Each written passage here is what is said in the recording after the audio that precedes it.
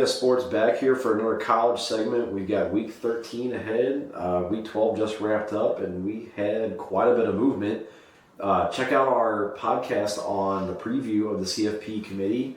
They gave their rankings out tonight. We did a little segment on them. Some of the shakeups, who we think will be in, who we think will be out.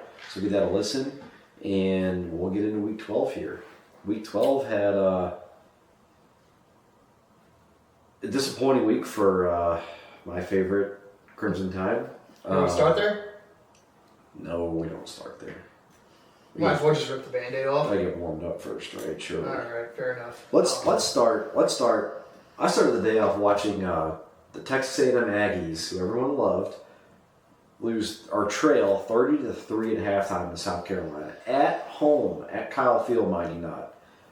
And I was seeing all the tweets. I think Josh Pate was getting heat because he just put a Marcel Reed ticket in for Heisman. Brandon Walker tweeted, maybe we should have taken a look at this team's schedule, who they've played so far. And it was a line in the middle of the SEC standings, and it was every team below the line. One point to that, sorry to interrupt you, but yep. I will say right before halftime, I turned this game on a little late, but right before halftime, it was the wildest thing. The announcer comes, they were like talking back and forth or whatever, the two announcers, and one guy says something about how the Aggies have not played Bama, Georgia, Tennessee, Oklahoma, Vanderbilt, and I think Ole Miss. It was like, and like the list, it was like one after another. The list just like kept going. You need like 6 or 7 teams. It's like the only winning teams in conference. In the top 6 teams in the conference that haven't even played. And yeah, I thought it was hilarious. So I texted you. I'm like, "Did you just hear that?" And you're like, "I forgot what you said. I don't think you heard it at the moment." But I wasn't watching that. That's what I was gonna say. Is I think I jinxed it because I think you said you took them live. I did. I turned the game on after I think A&M scored the first time in the second half, and that had rigged written all over it. I mean, I have never seen such worse prevent defense, such a worse. It was like they were running verticals every play, and they just run a receiver or someone under the slot, and they would catch the pass, and they wouldn't get touched for 18 yards. It was like every single play. I think that's just South Carolina defense, and I think the Aggies didn't know that coming in, and then they looked at tape at halftime, and they were like, "Wow, look at this! We didn't do this." Didn't Marcel Reed turn the ball over like 3 times in the first half? He did, and that was a huge part of it because South Carolina got short fields like 3 different times. One was in the end zone, so that's a normal field, but I think short fields like returns, and I think one was a pick 6, if I remember correctly.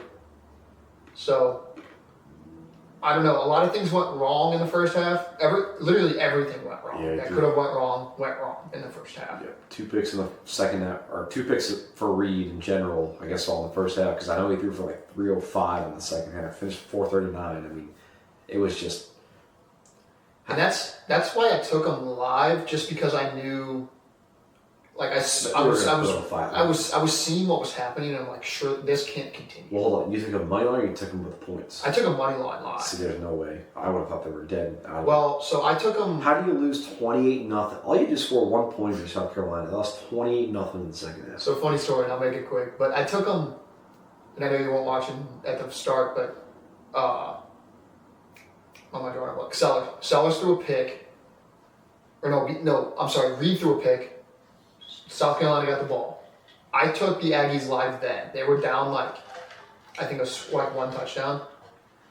Sellers then proceeds to throw a pick, almost like the next play, and I was like, oh, sweet, here we go. Oh, I'm sorry, Reed throws a pick. Reed throws a pick. I took them, and that's why I only got 2-1. And they were down 20, whatever.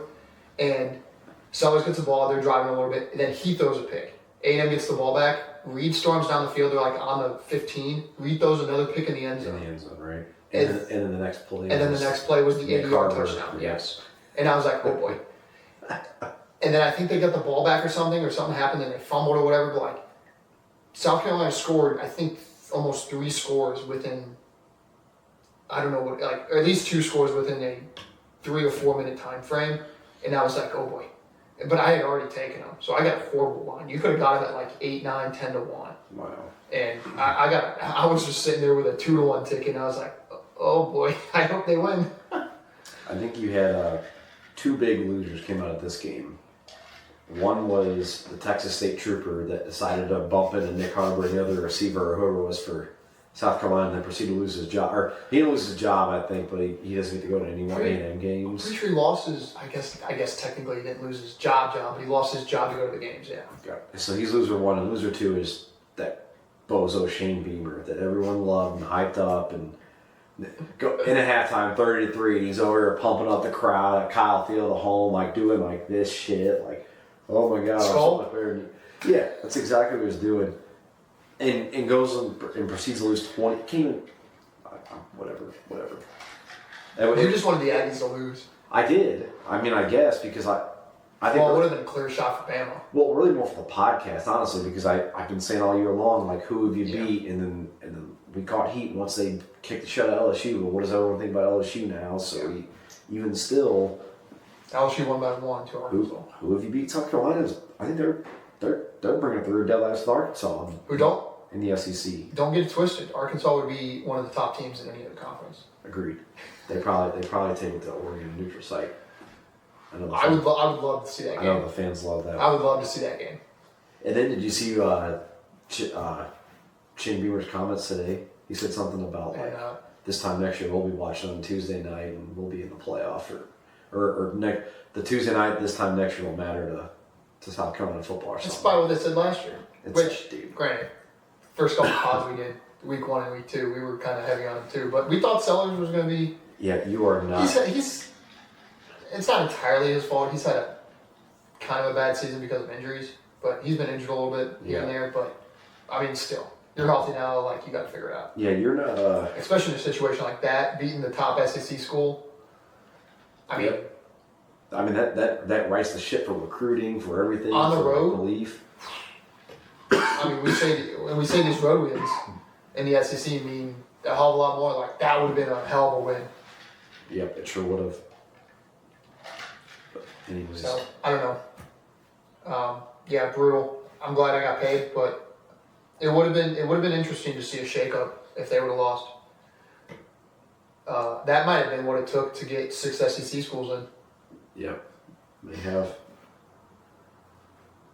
But we'll see. Still 2 weeks to go. Yep. Where do you want to go next? I'm looking on the board. There's not a whole lot to talk about. I mean, the Duke Blue Devils, who we also kind of like, they kind of killed their season chances there. They got just destroyed by Virginia at home. Yeah, that's sad. We did skip one, and I only want to touch on it because I had mentioned it last week, and I think I got a little slack for it. But Pitt Notre Dame, like, what are we doing having college game day go here? Like, what the fuck are we doing? Like, are you serious? Like, come on now. Like, I know on paper it means like a whole lot, but like we knew what's going to occur, and it's a 13-point spread with Pitt at home. Yeah. Like, what are we doing here? And while we have Oklahoma and Alabama, sorry, go ahead. I was gonna say I think we took them as like with the points or whatever as like a potential upset, best bet, whatever for our dogs of the week. The first drive, Pitt looked pretty good, and then Notre Dame scored. I remember watching it, and then they scored 2 touchdowns on 2 plays. It was Jeremiah Love, a 60-yard touchdown run where he hit the spin move. Yeah, I wasn't watching this game, and I remember you. It was a nasty.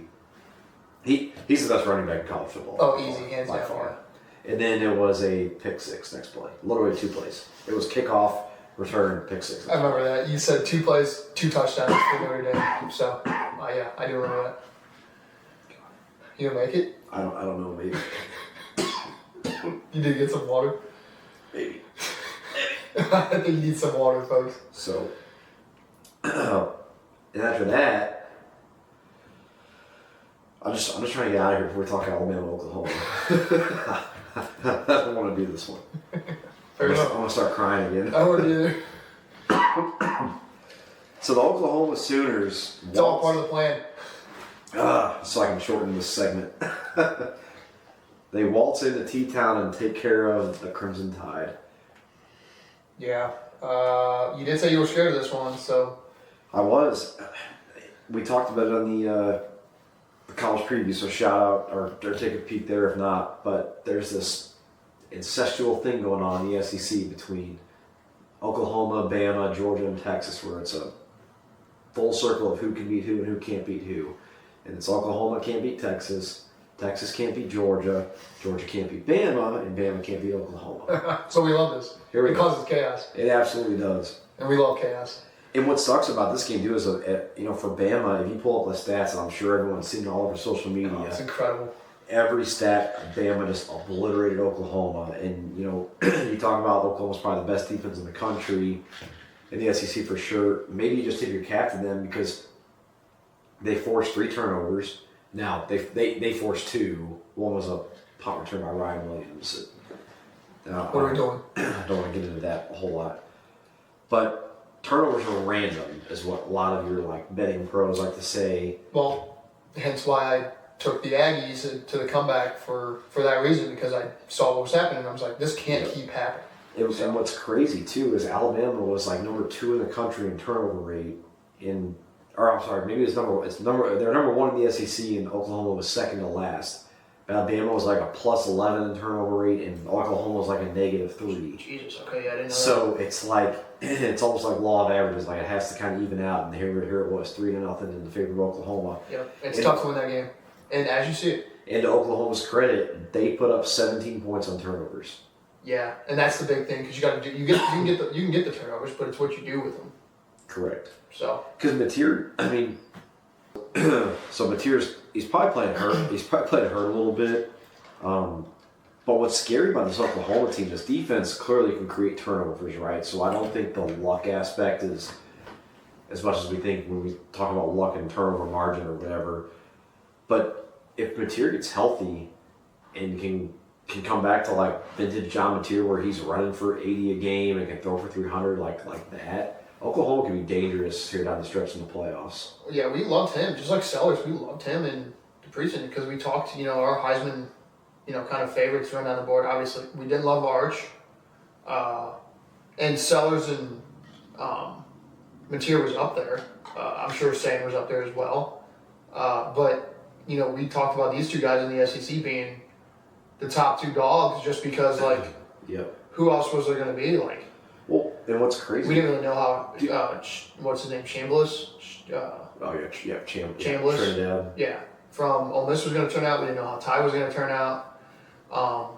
So a lot of these guys we really didn't know, and we kind of had a little bit of. We kind of knew Nussmeier was up there, but we could get fact checked on this, but I don't know if we loved him. I think we were more higher on Mateer and Sellers, which neither one's going to be Heisman favorite. Right. Or finalist, but. What's crazy too is Mateer had a freaking surgery in his thumb 5 weeks ago? Yeah. 6 weeks ago. He ain't that far out of it. It clearly worked. Him coming back, there were talks of sitting him down for the year, let him get ready for the draft. So. Yeah. Yeah, he got away with a couple of throws too that Bama easily could have picked, and it was the lineman kind of screened the DB or whoever and got away with it, I guess. But I think Dallas just tired, short-handed. That's unbelievable. So, not college football related, I'm just trying to ask you this: do power plays go into in overtime? Yes, they carry. Great. All right, well. All right, back to college football. And then what sucks now for Bama, your playoff hopes ride on Jordan Hare. Yep. Under the lights for the first time since 2007. Which you said it to me earlier, and I was shocked because I thought Milroe threw that throw. It was, but it was a 2:30 game because this late in the year, it's dark by. I was going to say, it was pitch black at that game. Yes, sorry. Having difficulties. This guy's dying. Call the ambulance. Here we go. But yeah, so you touched on Duke. They blew their chances. Not much else to say there. Georgia Tech, I just saw this. Almost lost to Boston College. I know. And now looking at this game, they were down Okay, I thought they were down there. Well, they were down in the third quarter. So it was 28-13, or I'm sorry, 17 going into the fourth, and they scored 19 in the fourth to win it. So I didn't watch any of the game, but just looking at the box score and the game itself, I mean, shit, if they would have lost that one, it would have got a little interesting, huh? Because their big thing is they get Georgia the last week of the year, and it's like, I mean, do they play in the ACC title game? Are they? Yeah, I think they're in. Okay. Unless they lose this weekend against whoever they're playing. Okay, so they, no matter what the Georgia game is, but they win the Georgia game. Are they in win or lose the ACC title game? Could that be a situation where they get 2 ACC teams in? Now they win the Georgia game and win the ACC title. They may have a first round bye. Wow, yeah, I didn't think about that. Because if you've got, I mean, depending on how the SEC plays out, but you very well could, right? Because right now Georgia's in the 4th spot with the rankings just came out. Yeah, that's a good point. I mean, it probably doesn't set there, but Georgia Tech beats Georgia, you never know. Speaking of Georgia, if you were down there, I don't know if you're No, go ahead. Yeah, no, I'm done. It's just interesting, and that's an interesting take as well. Like, if they beat Georgia and win the ACC, I mean, who knows? Very real shock. A lot of things that can happen. College football's fun this year. Very real shock for the Yellow Jackets.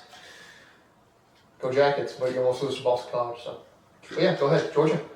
So finally, we get to stick the knife in and twist it on the Texas Longhorns because they just got embarrassed. Yeah, I was pissed off here because I had a 3-legger money line, which don't take 3-leg money line heavy favorites, but I did do it. Not smart, but I took LSU 1-1. Took Bama, which is what I'm saying I'm pissed off about, and then I took Georgia money line. And after the Bama loss, I was mad, so I just nuked the Bulldogs on the spread. So thankfully they came through for me, but yeah, Longhorns are dead. Longhorns are dead, and I think they ran for like 30 yards in Georgia. I mean, it's crazy. So I don't know how much of this is credit to Georgia or this is just what we've seen all year from the Longhorns, because they just kind of got some love all of a sudden after they back-to-back beat Vandy, Mississippi State, and Oklahoma, right?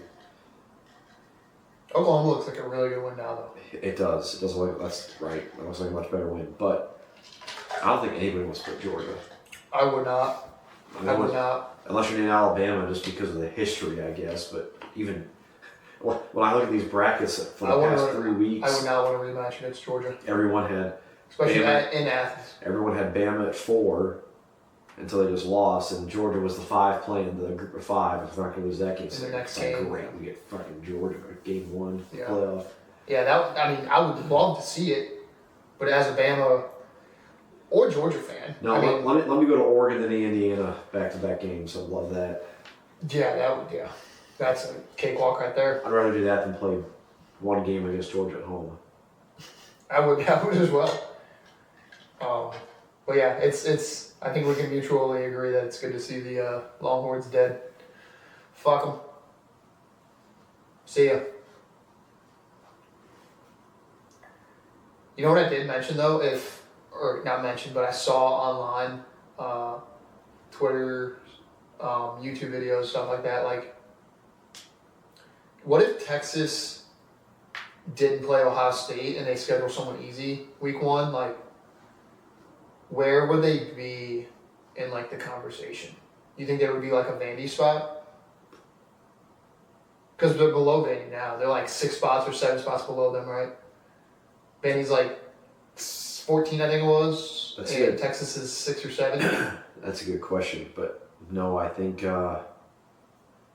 we'd be favoring them a lot more than we would Vanderbilt.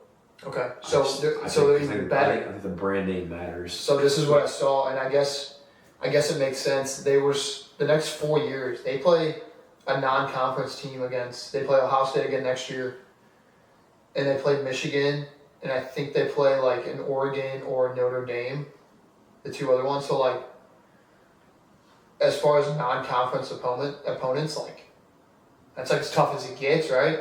Yeah. So the argument was, does Texas cancel these games? Because why are we giving ourselves this game of potential loss to where these other schools don't? Yeah, you can't sell me that crap. You could 2 years ago when it was the 4-team playoff format, but now just win your games. Okay, so that's fair point too. And then I'll flip it around. What if Texas wins against Ohio State week 1, their non-con, and they're still a 2-loss team? Where does that put them? They won against Ohio State, but a loss against who they lose to? Georgia and They probably would have been sitting at like. They'd have to be in, right? They probably been sitting at about 5, and just would have. You think? And would have just dropped to like 10. So what Bama just kind of what happened to Bama just now. Okay, that's fair. That's fair. So win the game, and that's the argument for it.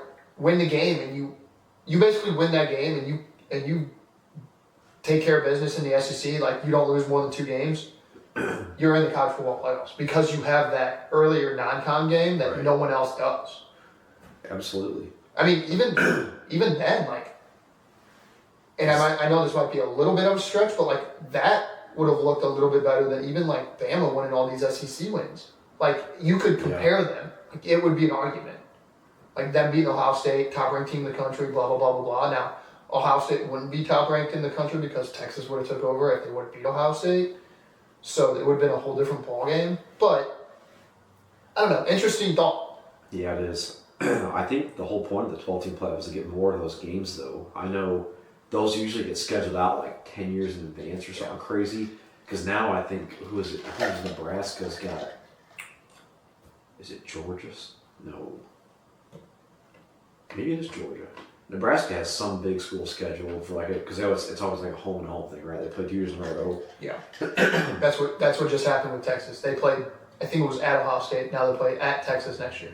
Yeah, because I think Bama was doing that under like at the end of the Saban era because I think it was 5 years ago. It was Miami was their first games. They played Texas. Then it was before Texas. They joined. Then it was Texas before they joined, and then now it's Florida State again next year. Okay. Which Florida State 10 years ago, 8 years ago when they schedule it is. I guess the Ohio State Texas scenario is the same thing as Florida State Alabama, because Florida State, they came in as a lower competition school. They're not in Ohio State or even in Texas or whatever, but they're still higher competition schools. That's not in con. And if you think about it too, like doing those week 1, it's like a win-win for everybody. We get good games to watch in the beginning of the year. If you win, it puts you on this pedestal, right? Like look how we thought about Florida State. Yeah, absolutely. Yeah, absolutely. I mean, they were top 3 team all year, and they take care of business the rest of the way. They're easily in this bracket. But you can't drop these games. And then also for like Alabama, who lost that game, if you lose that first game, just went out and wouldn't take care of what you need to take care of, and all of a sudden we forget about it. I mean, Bama's been top 5 for 5 weeks now. Yeah. So. No, I mean, fair points all around.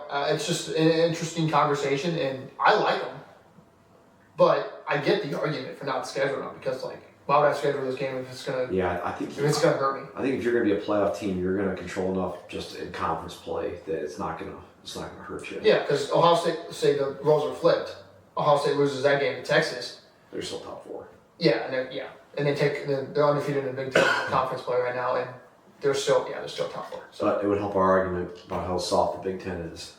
That argument doesn't need helping. It's already sealed and delivered, man. Like, there's no, I just don't get it. I just don't get the conversation of how the Big Ten, and a lot, like, these people try to argue that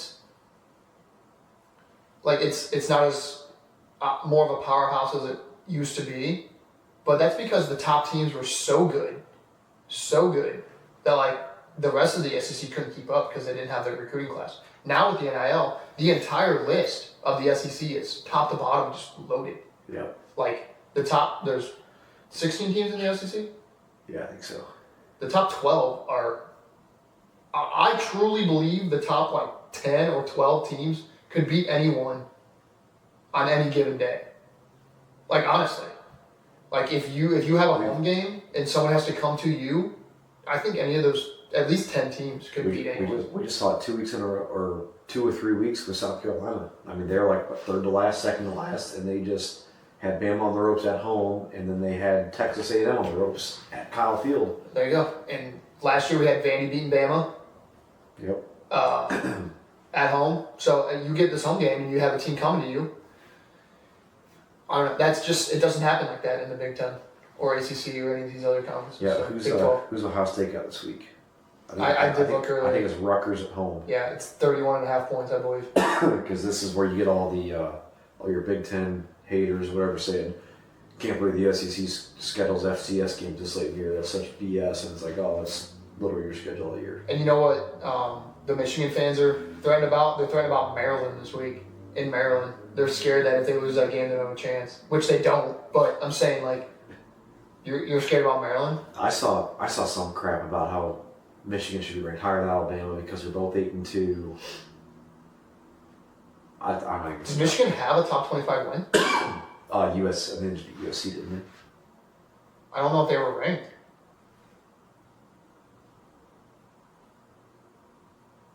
No, I'm sorry. USC lost. That was one of their losses. USC beat Michigan. Yes. How did it go? Oops. I mean, God, they barely beat Purdue at home. Yeah, it's 2 weeks ago. Who did they losses to? Oklahoma and... Oh, it's because they both lost to Oklahoma. They almost just lost to Northwestern last week. Both lost to Oklahoma, and then USC loss is a better loss than Florida State. So just because they're strictly arguing the losses is why Michigan, they're better losses for Michigan. And it's like, okay, well, what are your wins? Yeah, but you don't have better wins. Well, that's exactly, that's just the. And it's not even close. It's just the Big Ten. Like, not even close. Oh, yeah. So.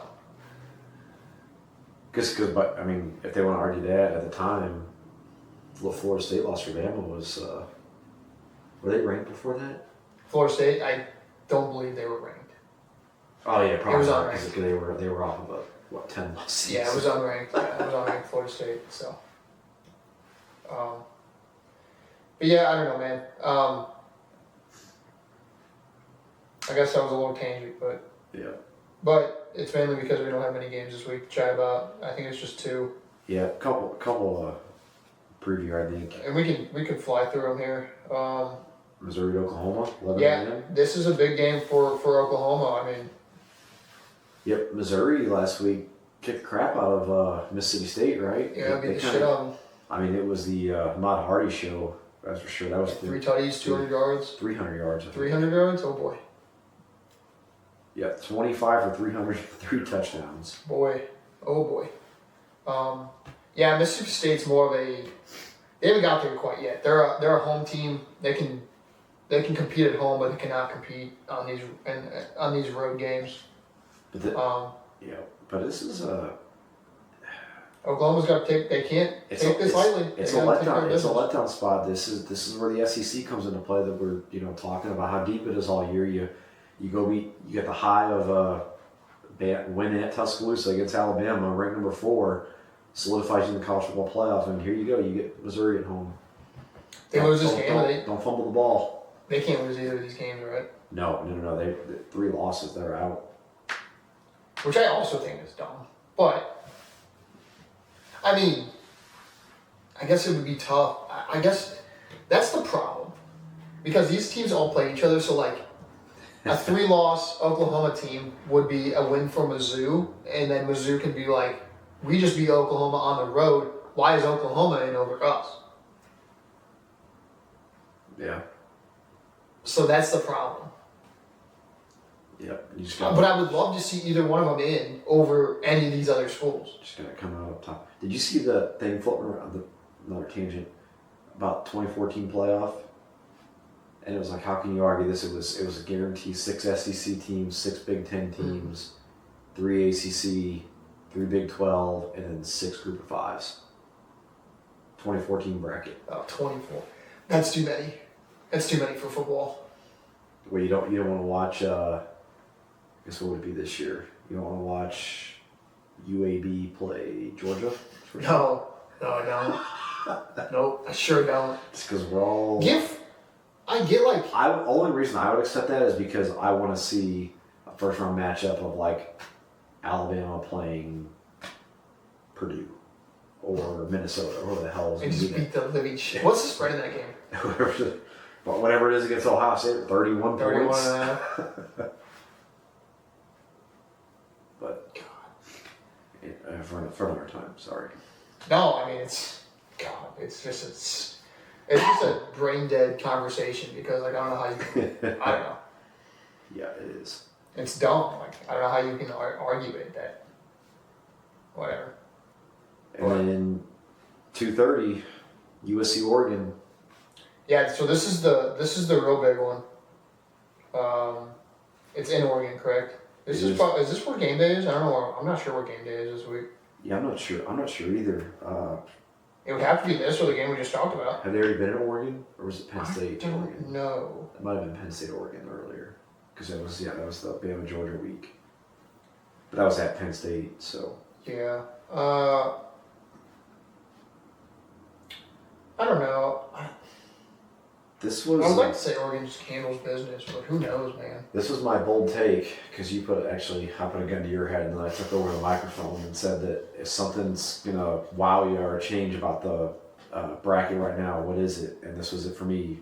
USC wins this ball game, they make the playoff, and Oregon doesn't make the playoff. Which would be true. But damn.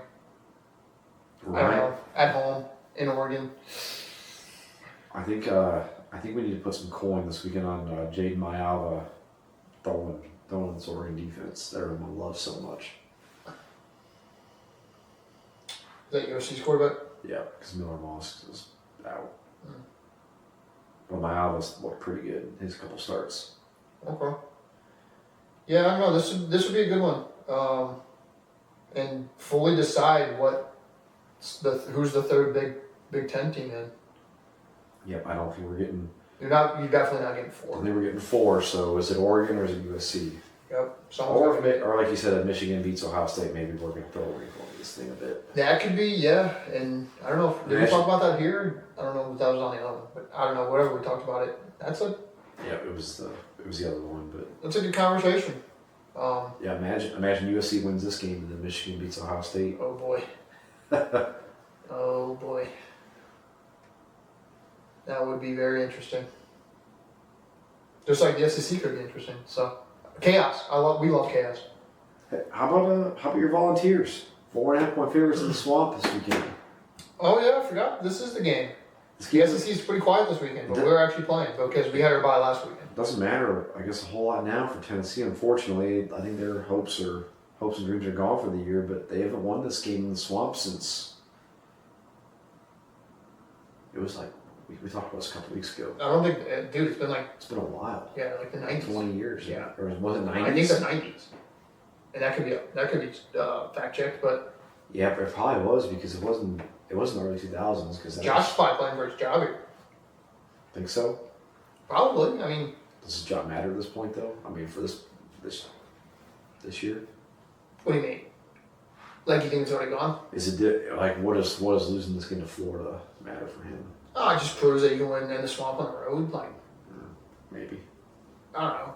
We always say that road games in the SEC mean something. So yeah, that's true. I don't know. This Florida team's up and down, so I don't know which Florida team you're gonna get, but yeah, I don't think Lagley's playing anymore, is he? That's a good question. Did he get benched? They just play on this. No, he played. Did he no, play? this is the thing. We thought he got benched and he didn't. Oh, okay. Because we were talking last week earlier on. We're like, it was that and Sellers was in the portal. Yeah. Oh boy. And Lane Kiffin buying a house in Florida. Sure is. Well, what was that one? It was all this week. Never changed college football. It was Lane Kiffin bought a house in Florida. He was privately flown to Baton Rouge, but he's holding out to see if the Alabama job's open. That's all happening in like the last 24 hours. And then it was I think it was like the most expensive house in Florida went up for sale or it was like was sold or under contract or something. It was like 3.25 mil, I think. Yeah. In Gainesville, yeah. You never know.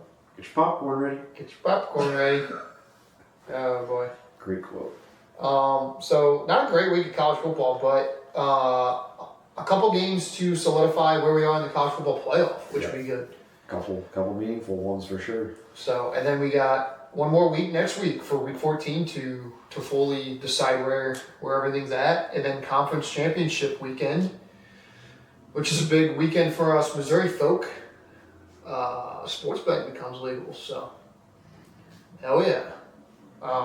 We will be at the books for conference championship day.